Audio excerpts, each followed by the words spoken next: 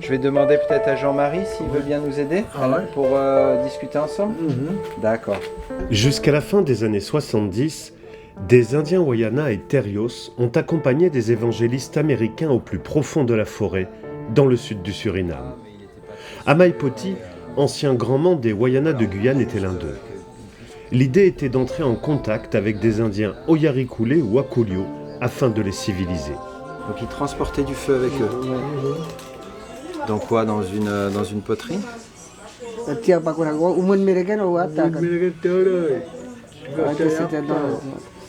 dans un tronc d'arbre, donc ils prenaient. Ils n'avaient pas de hache, ils utilisaient des pierres. Ok.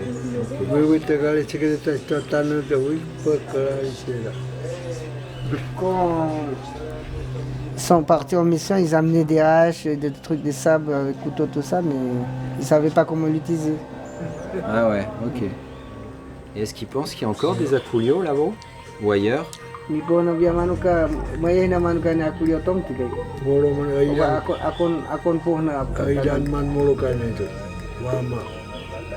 Pour Amaï Poti, comme pour tous les Wayana qui vivent sur les berges du fleuve Maroni, c'est sûr, il existe encore des Indiens qui vivent en totale autarcie au cœur de la forêt. Oyarikulé, Akulio ou Ama, ils sont les derniers vestiges de sociétés de l'âge de pierre. Semi-nomades, ces chasseurs-cueilleurs se déplaceraient au gré de leur chasse et parcourraient encore la zone des monts Tumukumak dans le sud du Suriname et de la Guyane française.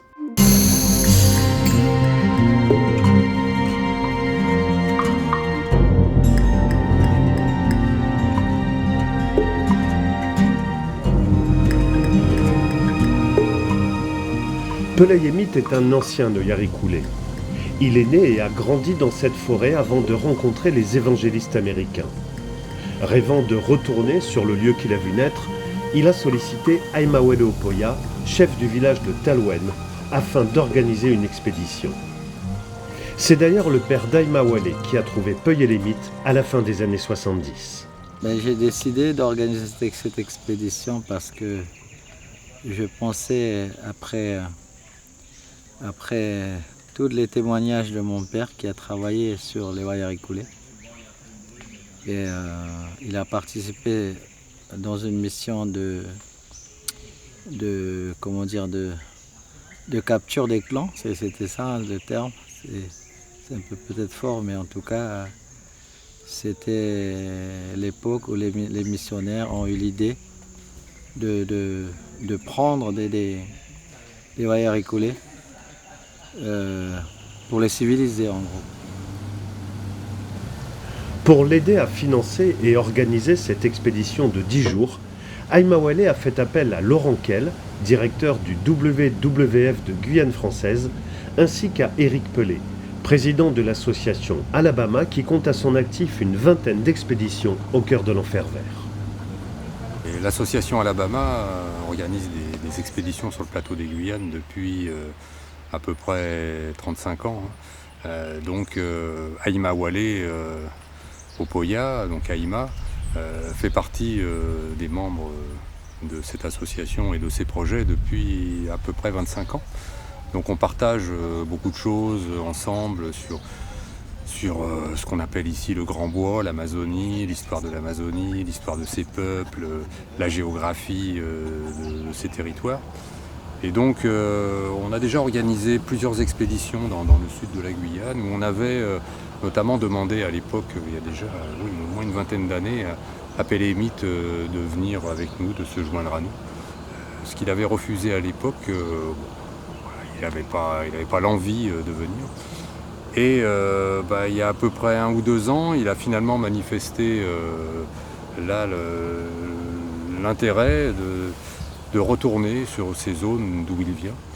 Et donc voilà comment cette expédition a mûri, essentiellement par l'envie de Pelayemit de revenir sur ses origines.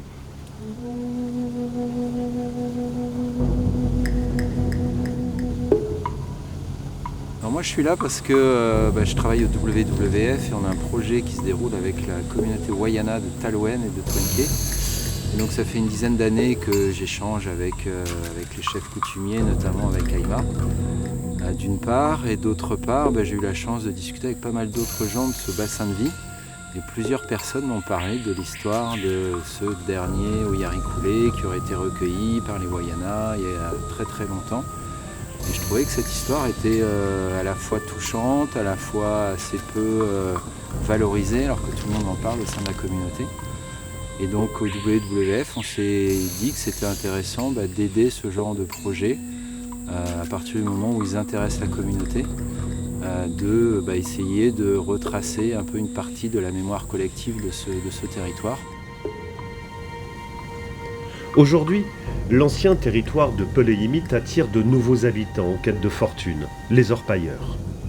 Partout où il y a de l'or, ils détruisent la forêt et rejettent dans les rivières le mercure qui sert à amalgamer le précieux métal, dans l'ancienne zone de vie des Oyariculé. Donc ici, on est à un endroit qu'on appelle Oyariculé Netoum, qui veut dire le lieu où les Oyariculé ont fait la nivrée. Donc leur village c'était là-bas, apparemment, mon grand-père, d'après mon père, d'après son père également, leur village était là. Et quand ils ont vu la pirogue, mon grand-père avec les premiers blancs, à l'époque c'était les Hollandais, et là ils se sont enfuis. Tout le monde est parti, disait mon grand-père. Sauf les femmes. Les femmes avec leurs bébés, eux, ils étaient là tranquilles. Ils regardaient passer les Wayana et les blancs. Ils étaient là tranquilles. Donc ce lieu est très très connu. C'est là qu'on a découvert pour la première fois le groupe, si on peut dire comme ça, Oyariculé. J'ai demandé s'ils avaient des pirogues, enfin des moyens de naviguer sur le fleuve. Non, il dit non. Il ne connaissait pas la pirogue. De nos jours, il ne reste plus aucune trace de ce village Oyariculé décrit par Aïma Wale. Les orpailleurs ont investi la zone et la plage où le contact a eu lieu est désormais un débarcadère où s'entassent les fûts d'essence nécessaires à l'exploitation de l'or. Mais parfois, avec leurs barges, les orpailleurs remontent du fond des rivières des artefacts qui sont les derniers vestiges d'une présence amérindienne dans cette zone. Mais là, d'après les orpailleurs, donc qui travaillent sur les barges, ils travaillent sur la rivière. Là, ils ont trouvé des poteries donc très anciennes parce que ces poteries, moi-même, je ne les connais pas. Même ma grand-mère qui était potière, elle ne faisait jamais des poteries comme ça. Et là, ils ont trouvé un petit peu en aval. Là, on est sur le camp de base des orpailleurs. Et ils ont trouvé ça un petit peu en aval. Donc, on ne connaîtra jamais l'endroit. Mais c'est très, très étonnant.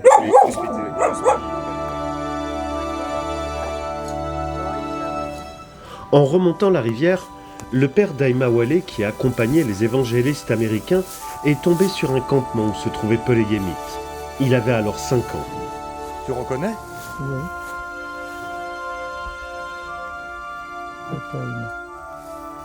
Et il a été emmené ici, sur cet aérodrome au cœur de la forêt, où il a vécu 1 an avec sa famille. Ils étaient alors hébergés dans un petit campement au bord de la forêt, des habitations dont aujourd'hui il ne reste rien.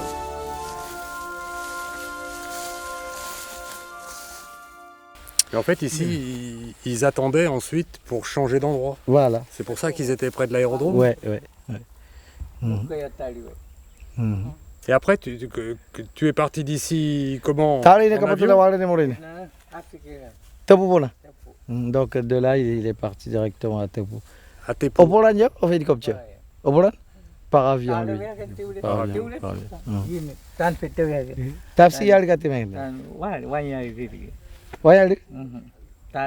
Pratiquement 1 an, il est resté ici. Et est-ce que, quand il a été ici, est-ce que c'était... il se souvient de jours heureux?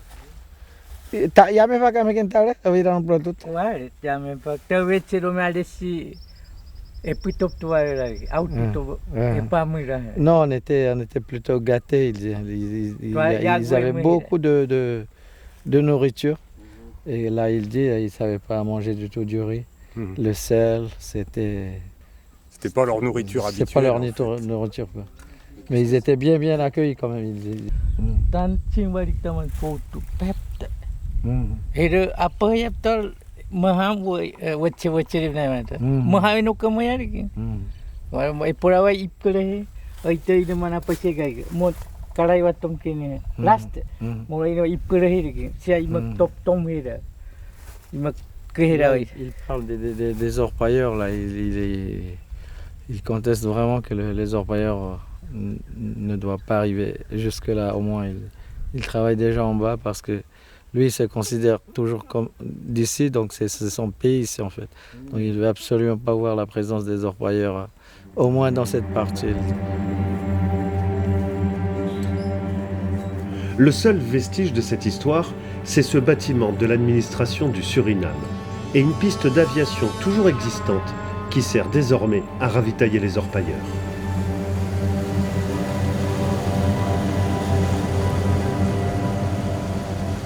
À mesure que l'expédition remonte la rivière, la concentration de Peleyemit se renforce. Grand chasseur, il ne compte pas manger les boîtes de conserve prévues au menu du soir. Et de la berge, une odeur intense attire très vite son attention.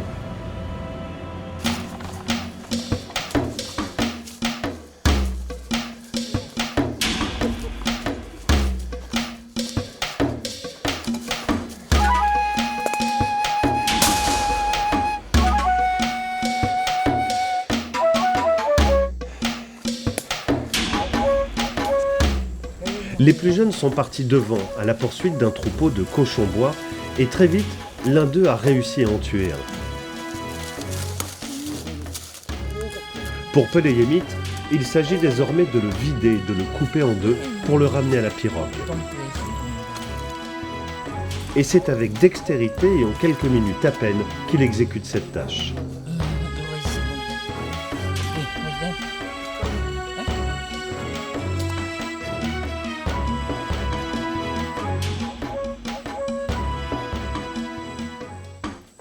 Ouais, Peleyemit, c'est un cas particulier, lui. Hein.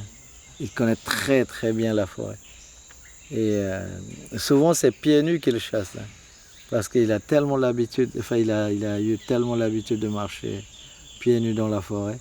Et ça, je crois que c'est une de sa tradition, quoi. Il y a des gestes traditionnels de Wayarikole. Il entend très bien aussi, j'ai remarqué. De loin, ils entendent des animaux, ils sentent très bien. Non, il est quand même vieux, hein, mais malgré son âge, il est très actif encore. Ben oui, alors on est sur une expé qui est pilotée par une autorité coutumière Wayana. Et bien sûr, dans le mode de vie Wayana, la chasse joue un rôle. Et dans ce genre d'expédition, ils ont aussi une activité de chasse en parallèle. Donc ça donne lieu à pas mal de discussions entre nous, pas mal de plaisanteries à mon encontre, hein, bien évidemment, parce que moi je suis là pour représenter la protection de l'environnement. Mais la protection de l'environnement qui inclut aussi la reconnaissance des savoirs et des savoir-faire autochtones. Et la chasse en fait partie. Ici, on n'est pas du tout sur une chasse de loisirs, on est sur une chasse avant tout vivrière, une chasse aussi en partie culturelle. Et j'ai pu suivre Peleyemit et son fils par exemple et voir à quel point ils ont des grandes capacités de détection de la faune. Moi en tant que naturaliste, j'ai l'impression d'avoir un œil assez aiguisé, mais je reste très loin de leur capacité de détection de cette faune. Après, effectivement, ils sont aussi là pour se nourrir en partie de ce qu'ils vont trouver dans la forêt, ce qui est le cas de nombreuses communautés autochtones qui vivent dans des milieux très isolés, ce qui est bien sûr très loin de ma culture d'origine.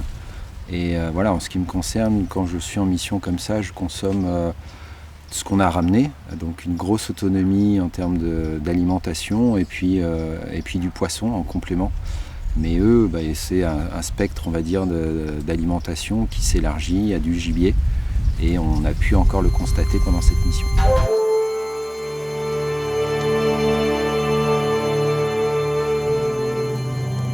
Aujourd'hui, Peleyemit chasse avec un fusil. Ce n'était pas le cas de son père. La modernité est entrée de plein fouet dans sa vie et celle de son groupe lorsque le père d'Aïma Wele les a trouvés. Une vie rude faite d'incertitudes qu'il ne regrette pas du tout. Ouais, la vie en forêt, c'était vraiment très dur. Mon père m'a raconté, il avait marre de bouger quoi, pour trouver la nourriture. Il fallait tout le temps se déplacer, C'était chiant, Des fois, il se déplaçait, il y avait rien. Donc il se déplaçait encore plus loin, de plus en plus loin, pour trouver la nourriture. Warna di gini menaya tepi warna. Oh, tu istimewa warna di program ipotirimen ani wapot warna mengirim nanti. Magra ni tepi. Main lah, magrab sih mah tiwaran pun te imnat te kirimain tiwaran pun te gairi. Par contre, nous on a beaucoup mangé de miel, il dit. Et ça, on sillonnait la forêt pour trouver du miel. Et quand il y avait des miels, on s'arrêtait quelques jours, même quelques mois, sur la même place. Donc il y avait autre chose qu'ils cherchaient beaucoup à l'époque, c'était des Indiens. Donc souvent ils allaient sur les Inselbergs, et souvent au pied des Inselbergs ou même au sommet des Inselbergs, comme c'est éclairé, il y avait ces plantes-là. Et pareil, quand il y avait ces plantes, on restait jusqu'à qu'il n'y en a plus dans le village. Donc on faisait des tours comme ça, pratiquement, toute l'année, quoi, ils se déplaçaient. Semi-nomade, s'adaptant en permanence aux saisons et aux caprices de la forêt, la famille de Peleyemit devait également affronter un autre danger du Grand Bois, les clans adverses. Car derrière cet océan de verdure aux apparences si calmes, il y a eu des guerres féroces où personne ne se faisait de cadeaux. Oui, c'était une zone de guerre ici. Des fois, on entendait l'écho qui disait là-bas il y avait un village attaqué par d'autres. Et on n'entendait pratiquement que ça ici. C'est vraiment, on ne sait pas pourquoi ils se battaient, mais quand ils attaquaient les villages, là, ils ne faisaient même pas des prisonniers. Ils tuaient tout le monde, les enfants, les femmes et les hommes. Ben, mon père m'a raconté que quand il y avait un village attaqué par les ennemis, il ne faisait pas des prisonniers, sous peur que plus tard, ils réagissent pour venger leurs parents. Il y a encore des Indiens dans la forêt. Parce qu'eux, ils ont été capturés, mais nos ennemis, on ne les a pas capturés. Donc nos ennemis restent encore dans la forêt. Pour Peleyemit comme pour Aïma Wele, ce territoire est encore une zone de danger arpentée par des hommes qu'ils appellent Indiens sauvages. Mais avec la progression des orpailleurs qui ont désormais envahi une partie de l'ancien territoire des Oyarikulé, impossible de dire s'ils sont encore présents dans la zone ou s'ils ont fui plus au sud, vers les mythiques Montumukumak. Au cours des expéditions où on est allé dans les Tumucumac notamment, à plusieurs reprises, on a dû faire, je pense dans le sud, Guyane-Suriname, une dizaine d'expéditions étalées sur des dizaines d'années. On a vu, oui, régulièrement, des traces qui attestent que quelqu'un est passé là. Un brisé. Là-bas et même là aussi peut-être.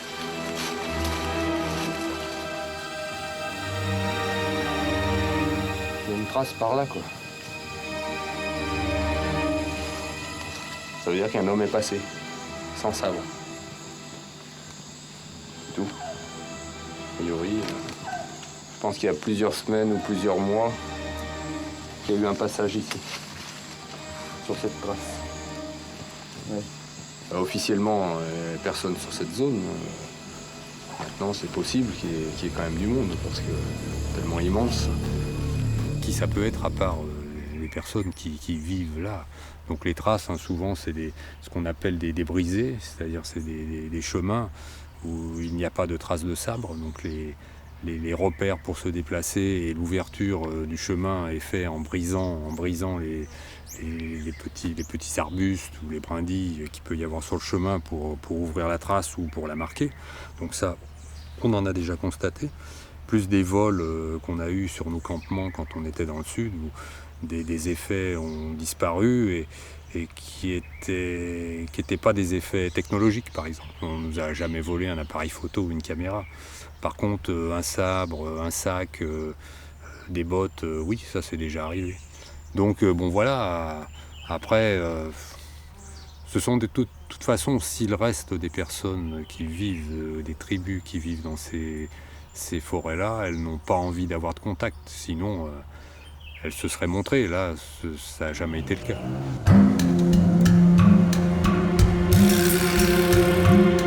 Quatrième jour d'expédition. Accompagné par son fils, Aïma-Wale et Laurent, Peleyemit veut se rendre sur le lieu où le père d'Aïma-Wale l'a rencontré alors qu'il n'avait que 5 ans. Dans ses souvenirs, la rivière était étroite et se séparait en 2 bras. Mais pour y parvenir, il va falloir franchir de nombreux obstacles.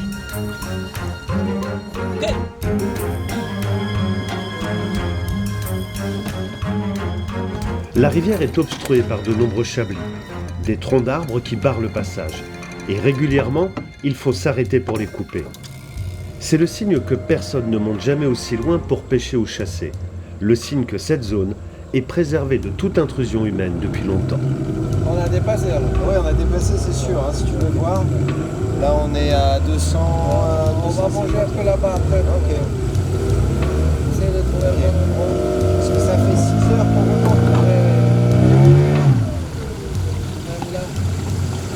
6 heures de montée. Il y a un rocher là-bas. Ah ouais, il y a une belle. Waouh, il y a des belles roches, ouais.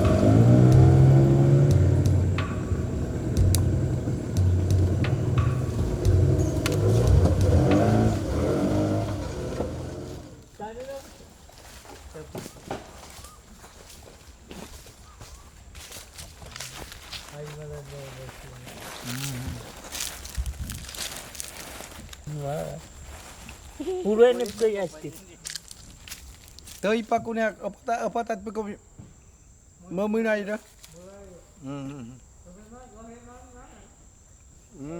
Donc le village de Peleyemit c'était bien par là, il dit. Maintenant il se rappelle un peu. Et là si on monte la colline, on descend et sur l'autre colline c'est déjà l'Inselberg. Et là il y a le Pitendon. Et il se souvient qu'il était venu ici, ces roches par exemple. Tak ada nak kamu mangnem boleh mau tahu? Oui. C'était les zones de pêche ici. Ici c'était les zones de pêche. Aussi, oui. Waouh. Il y a les Inselberg derrière donc. Ok. Le savane roche. Donc il venait souvent aussi. Donc tu as réussi à le ramener chez lui alors. Ouais. C'est génial. C'était pas sûr. Ouais. Il y avait quand même beaucoup de bois sur le passage. Là. Ouais. 6 heures de remontée aujourd'hui. Combien? 6 heures ou 8 heures hier. Et encore un peu plus le jour d'avant. Bravo, hein. En fait, ici, vraiment, il n'a pas vraiment un rattachement profond, un souvenir très particulier parce qu'il était quand même petit.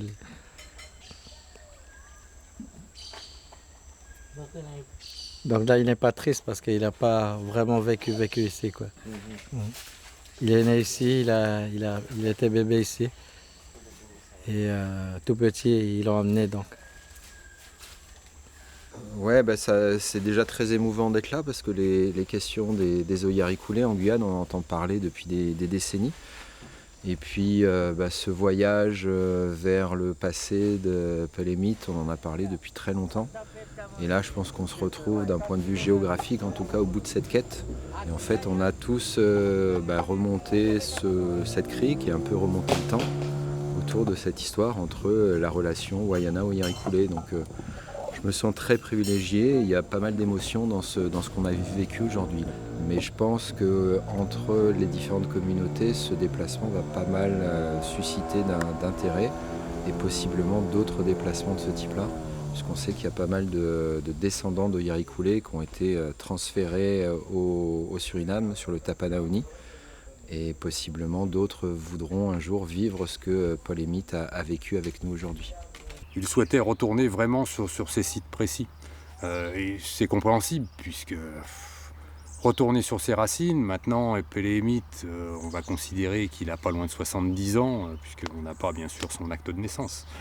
Mais c'est assez légitime à ces moments de la vie de se poser des questions sur ses origines et de vouloir y retourner, tout simplement. C'est humain.